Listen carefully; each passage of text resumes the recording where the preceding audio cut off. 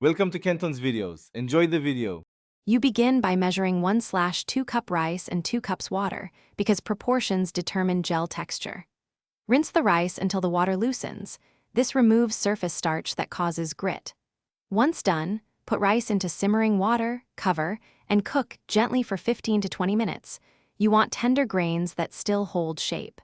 Make sure to watch for foam and reduce heat to avoid boiling over. This first cooking concentrates starch, so don't overcook into mush yet.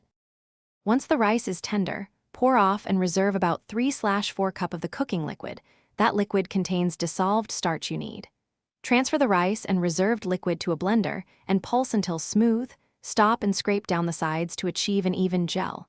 If it seems thin, add a splash more reserved liquid. If too thick, add a teaspoon at a time. Make sure to simmer the blended mix for 3 to 5 minutes while stirring. That activates and sets the gel.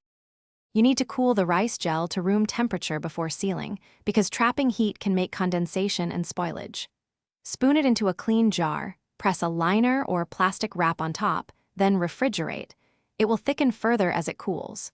Use within 5 to 7 days or freeze in portions for longer storage.